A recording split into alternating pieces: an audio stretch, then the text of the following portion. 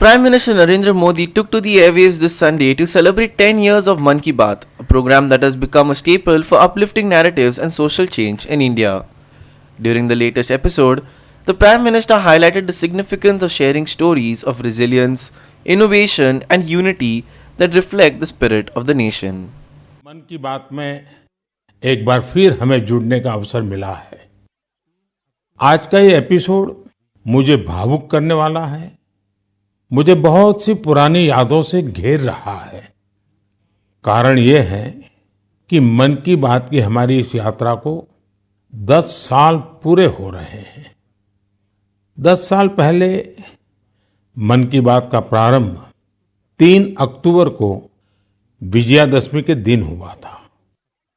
और ये कितना पवित्र संयोग है कि इस साल 3 अक्टूबर को जब मन की बात के 10 वर्ष पूरे होंगे, तब नवरात्रि का पहला दिन होगा। मन की बात की इस लंबी यात्रा के कई ऐसे पड़ाव हैं जिन्हें मैं कभी भूल नहीं सकता।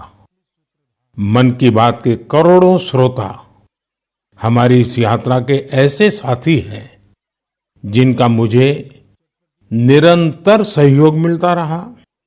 देश के कोने कोने से उन्होंने जानकारियां उपलब्ध कराई। मन की बात के श्रोता ही इस कार्यक्रम के असली सूत्रधार हैं। आमतौर पर एक धारणा ऐसी घर कर गई है कि जब तक चटपटी बातें न हो, नकारात्मक बातें न हो, तब तक उसको ज्यादा तवज्जो नहीं मिलती है।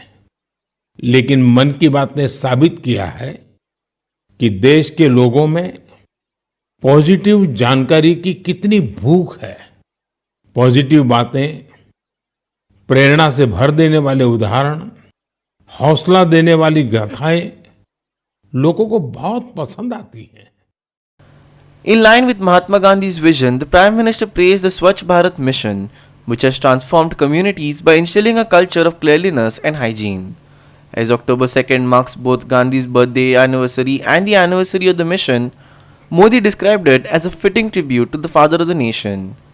With the country experiencing an abundant monsoon season, Modi also highlighted efforts in water conservation, acknowledging the nationwide projects that focus on sustainability and environmental stewardship. मेरे प्यारे देशवासियों, उत्तराखंड के उत्तरकाशी में एक सीमावर्ती गांव है जाला। यहाँ के युवाओं ने अपने गांव को स्वच्छ रखने के लिए एक खास पहल शुरू की है।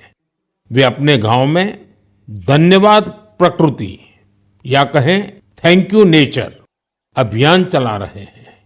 इसके तहत गांव में रोजाना 2 घंटे सफाई की जाती है। गांव की गलियों में बिखरे हुए कूड़े को समेटकर उसे गांव के बाहर तय जगह पर डाला जाता है। इससे जाला गांव भी स्वच्छ हो रहा है और लोग जागरूक भी हो रहे हैं। आप सोचिए, अगर ऐसे ही हर गांव, हर गली, हर मोहल्ला अपने यहाँ ऐसा ही थैंक यू अभियान शुरू कर दें तो कितना बड़ा परिवर्तन आ सकता है।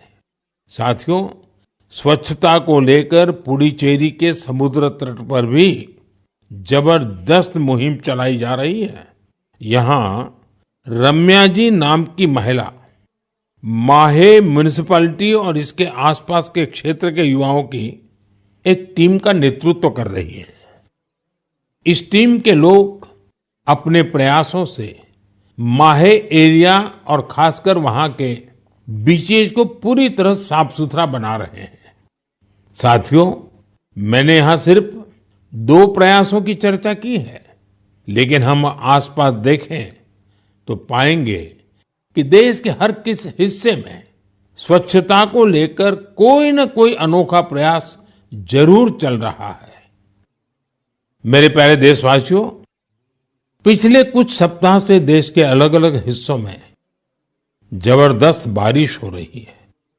बारिश का ये मौसम हमें याद दिलाता है कि जल संरक्षण कितना जरूरी है, पानी बचाना कितना जरूरी है।